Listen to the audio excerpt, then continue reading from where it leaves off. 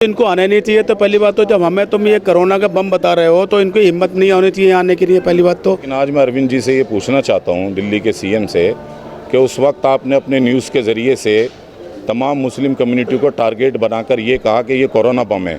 आज उस बम की फैक्ट्री में आप आने की क्यों मोहलत उठा रहे हो? सरकार सबकी है, सरकार हमारी भी है, लेकिन सरकार का काम यह है कि वो चाहे हिंदू हो मुसलमान हो, सबके जान माल की हिफाजत करे, सबको साथ लेकर के चले।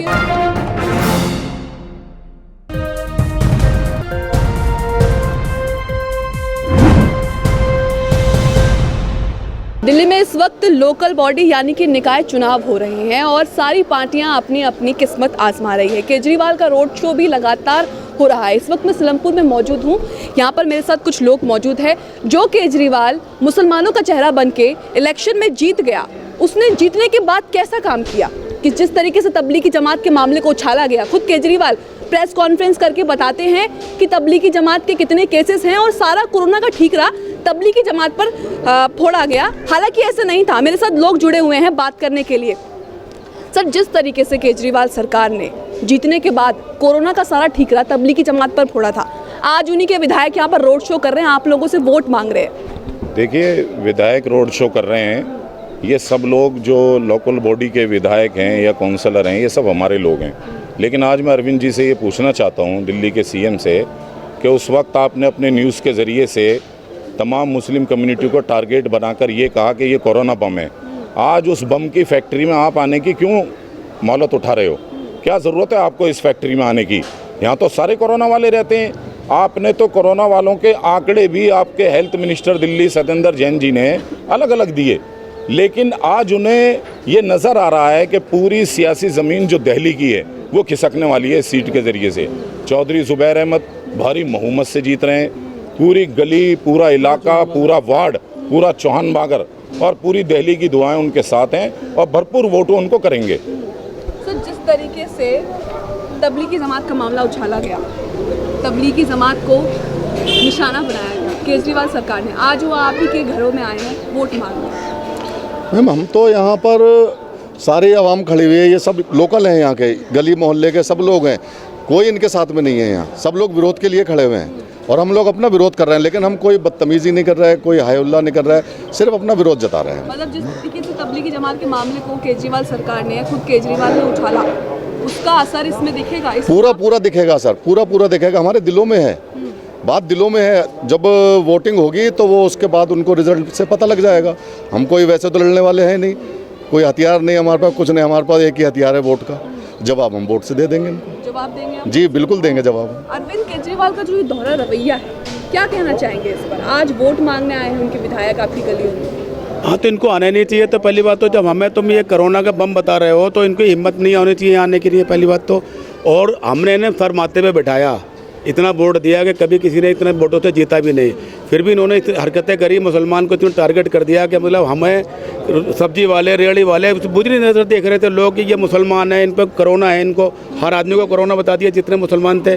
तो ऐसा थोड़ी होता है ना, वोट भी तुम मांग रहे हो और हमें तुम वो भी बता रहे हो, तो ये तो दोहरा चरित्र चलेगा नहीं है ज़्यादा दिन तक। इसका असर हम तो उन्हें पकड़ भी नहीं सकते, मार भी नहीं सकते, हाथ भी नहीं लगा सकते। हम जो इसका जो है गुस्सा जो उतारेंगे वो वोट के जरिए उतार सकते हैं बस। इनकी बात से सहमत हैं आप?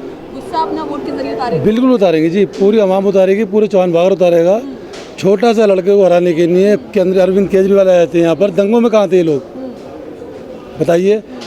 1 महीना हो गया इनको यहाँ पर लगातार कैंपिंग करते हुए। कोई भी आवाम, इन्हें लोग भगा रहे हैं कि कहाँ से आए, वापसी हो जाओ। हम चौधरी ज़ुबैर अहमद को जिताएंगे क्योंकि नया लड़का है, नया जोश है, कांग्रेस मजबूत हो रही है।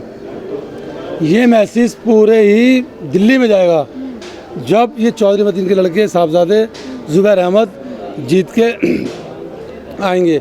इनको पूरी आवाम से आप पता कर सकते हैं, यहाँ पर चौहान बागर में घूम सकते हैं, इनको वोट देने के लिए कोई राज़ी नहीं है। अच्छा सर, जिस तरीके से केजरीवाल सरकार पर जीतने के बाद जो ये हैट्रिक मारी है सरकार ने, उसके बाद इल्ज़ाम लग रहा है कि बी टीम है आरएसएस और बीजेपी की। इस बात से कितनी सहमति रखते हैं? देखिए, बी टीम अगर पूरा दिल्ली या पूरा देश या जितने सेकुलर माइंड लोग हैं अगर इसको बी टीम कह रहे हैं तो वो गलत नहीं है, क्योंकि सीएम की शपथ लेने के फ़ौरन बाद उन्होंने कहा कि हम केंद्र सरकार की नीतियों के साथ मिलकर साथ साथ काम करेंगे। ठीक है, अब उस काम को तुरंत उन्होंने इम्प्लीमेंट्स किया।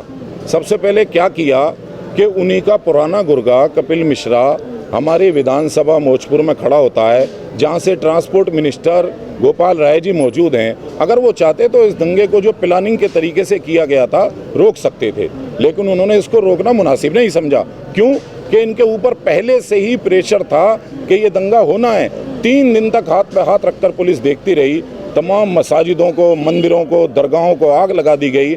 नौजवान लड़के जो सड़कों पे खड़े थे उनको दंगाइयों ने गोली मार दी। मैं तो शाबाशी देता हूँ कल्याण सिनेमा, शिव विहार, चांदबाग, मुस्तफाबाद के वहाँ के उन जाबाज और जियाले नौजवानों को कि जिन्होंने अपनी जान पर खेलकर उन दंगाइयों को इलाके में नहीं घुसने दिया। अगर वो इलाके में घुस जाते तो एक भयावह तस्वीर हमारे सामने होती, एक ख़तरनाक तस्वीर होती। जो आज सरकारी आंकड़े के 50 लाशें 50 नहीं होती, उस वक्त हज़ारों में गिनती होती। और अरविंद केजरीवाल बजाय इस इलाके में आने के राजघाट पर धरने पर बैठे थे। बताइए, राजघाट पर धरने पे बैठने से क्या यहाँ का दंगा ख़त्म हो जाता? आप दिल्ली के सीएम हैं, आपके विधायक को यहाँ से 75,000 वोट देकर तकरीबन जिता के जनता ने भेजा, तो आपका ये फ़र्ज़ बनता था कि जिस तरीके से आज आप अपनी सियासी ज़मीन को बचाने के लिए यहाँ आ रहे हैं, उस वक्त अगर आप एक दौरा कर देते तो आज आम आदमी पार्टी को इतनी मेहनत करने की ज़रूरत नहीं थी, उनका काउंसलर फिर जीत जाता। लेकिन आज पूरी दिल्ली की मिनिस्ट्री एक ज़रा से बच्चे को हराने के लिए तमाम दिल्ली के विधायक, तमाम मंत्री, इवन आज अरविंद केजरीवाल भी आ रहे हैं। तो अब क्या भैया बच्चे की जान लोगे? एक छोटा सा बच्चा है, उसे इलेक्शन लड़ने दो। 8-9 महीने का इलेक्शन है। जुबैर अहमद भूतपूर्व विधायक मतीन अहमद का साहबजादा है, और यहाँ के जितने भी विधानसभा के और वार्ड के लोग हैं उनके दिलों की धड़कन है मतीन अहमद। क्यों आज क्यों जनता उनके साहबजादे को वोट देना चाहती है? इसलिए देना चाहती है कि दंगे जब हो रहे थे तो इन गलियों में सिर्फ एक ही हमारा नुमाइंदा था जिसका नाम था मतीन अहमद। घर घर वो आए, लोगों से कहा कि किसी भी तरह से डरने की ज़रूरत नहीं है। हमने सब जगह मुलाकात की है, प्रशासन से भी की है, पुलिस से भी की है, और किसी तरह का कोई अराजक तत्व हमारे इलाके में घुसने की कोशिश नहीं करेगा। चलिए ठीक है सर, जिस तरीके से केजरीवाल सरकार ने तबलीगी जमात पर कोरोना का ठीकरा फोड़ दिया, आज आप भी की गलियों में वोट मांगने आ रहे हैं, क्या कहना चाहेंगे? पहली बात तो ये कह रहा हूँ मैं कि बसों में भर भर के जो बाहर के लोग लाए जा रहे हैं यहाँ, चौहान बांगर के लोग सब देख रहे हैं, उनकी शक्लों को पहचानते हैं। अगर इतनी बसें भर के ये हज़ारों लोग जो चौहान बांगर पर चढ़ाई कर रहे हैं, ये हज़ारों लोग अगर दंगों में भेज दिए जाते दंगा रोकने के लिए, तो शायद वो मजलूम लोग उनकी दुआएं मिलती और वो दंगा ना होता।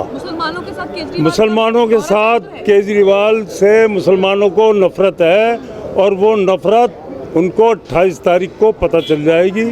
चाहे वो केजरीवाल आए, चाहे वो मनोज सिसोदिया आए, या आए मनोज सिसोदिया आए या केजरीवाल, जीतेगा चौहान बांगर का लाल। क्या बात है। केजरीवाल सरकार को बी टीम कहा जाता है बीजेपी, इस बात से कितनी सहमति है? 99% है, उसमें तो कोई शक ही नहीं है। 100 को 100% है वो, और उसने दिखलाया भी है। अगर वो कुछ भी थोड़ी बहुत हिमायत रखता है या कुछ दिखलाते तो कपिल मिश्रा के खिलाफ भी तो बोल सकता था कि इसके खिलाफ मुकदमा दर्ज करो, इन्हें झगड़ा कराया, या बाद में आके पूछ सकता था। अगर नहीं कोई कहता है पुलिस मेरे हाथ में नहीं थी, अगर तेरे पुलिस हाथ में नहीं थी, अब तू यहाँ पे आएगा 4 घंटे से 20,000 पुलिस घूम रही है यहाँ। अगर तुम जाते तो 20,000 पुलिस वाले जाते तो वो वैसे झगड़ा खत्म हो जाता। तुम्हें ज़रूरत ही क्या थी मांगने की? ना आके किसी को पूछा, ना किसी से। मंदिर तुमने मस्जिदों में आग लगवा दी, कुरान शरीफ जलाए गए, और इससे भयानक क्या होगा? इससे ज़्यादा और बुरा क्या होगा? हम ठीक है एक दफ़ा मौत को बर्दाश्त कर सकते हैं, लेकिन अपनी धार्मिक को बर्दाश्त नहीं कर सकते, न हम कुरान को बर्दाश्त कर सकते कोई उसको एक शब्द भी कोई जलाए। तो इसका असर दिखाई देगा वोटों पे? 100 को 100% दिखाई देगा, और जब आएगा जितना टाइम गुजरेगा आने वाले टाइम पर इससे ज़्यादा भयानक दिखाई देगा। इसका 0 मैं ये कहना चाह रहा था कि देखिए, ये उपचुनाव है, ना इससे सरकार बन रही है ना बिगड़ रही है। और रही केजरीवाल जी की बात, तो केजरीवाल जब उनकी सरकार बन रही थी विधानसभा चुनाव में, वो तब नहीं आए। आज ऐसी क्या ज़रूरत पड़ गई कि उपचुनाव के अंदर वो पूरे अपने लाव लश्कर के साथ आ रहे हैं। और तकरीबन जो हमारी जानकारी है 120 बसें, हर विधानसभा से 2 बसें, जो लोगों ने बताया हमें कि वो लोग लेकर के आ रहे हैं। तो मेरी समझ से परे है एक आम आदमी जो कहते थे और उनका इतना बड़ा लाव लश्कर। और मैं आपकी जानकारी के लिए बता दूं कि हमारे यहाँ पीछे गली में एक मंदिर है और हमारे हिंदू भाइयों के भी यहाँ स्कूल हैं। आप अगर चाहें तो मैं आपको लेके चलूँगा, उनको दिखाऊंगा। वहाँ हमने किसी भी तरह दंगों में एक खरोंच तक नहीं आने दी है। तो हमारा कहने का मतलब ये है कि अगर सरकार, मुसलमानों के साथ केजरीवाल का दोहरा चरित्र है। हाँ, मैं वही बता रहा था आपको। मैं सिर्फ इतना कहना चाहता हूँ कि अगर केजरीवाल ने अपना काम ईमानदारी से किया होता तो ये जान माल का जो नुकसान हुआ है लोगों का, दरगाहों का, मस्जिदों में जो आग लगी है, और वो नहीं होती। अच्छा, एक शिकायत हमने पूरी कम्युनिटी को, मुस्लिम कौम को, इनसे ये भी है कि अभी देखो रिंकू शर्मा जी का मर्डर हुआ, वो जिन्होंने भी किया कौन लोग थे, उनको सज़ा मिलनी चाहिए, कानून को अपना काम करना चाहिए। लेकिन इनके ही लोग वहाँ कह रहे हैं जी मकान तोड़ो मंदिर बनाओ। ये कौन सी पॉलिसी है? उस गली मोहल्ले में 2-4 मुस्लिम घर और थे, वो लोग वहाँ से गायब हो गए बेचारे, डर का माहौल बना दिया, उनके मकानों को तोड़ के मंदिर बनाने की बात चल रही है। तो ये इंसाफ नहीं है। सरकार सबकी है, सरकार हमारी भी है, लेकिन सरकार का काम यह है कि वो चाहे हिंदू हो मुसलमान हो, सबके जान माल की हिफाजत करे, सबको साथ लेकर के चले। आपके इस गुस्से का असर दिखेगा वोटिंग पे? बिल्कुल दिखेगा जी। मैं तो इतने गुस्से में हूँ, मैं अपनी बात बता रहा हूँ कि मैं ये चाहता हूँ कि अगर चुनाव अगर अभी हो जाए तो मैं इतनी ज़ोर से बटन दबाऊंगा कि शायद वो बटन इधर उधर ना हो जाए। मुझे इतना गुस्सा है केजरीवाल के इस प्रशासनिक ढांचे के ऊपर और जो उनके नुमाइंदे चुन के आए हैं उनके ऊपर कि उन्होंने बिल्कुल भी अपना काम नहीं किया।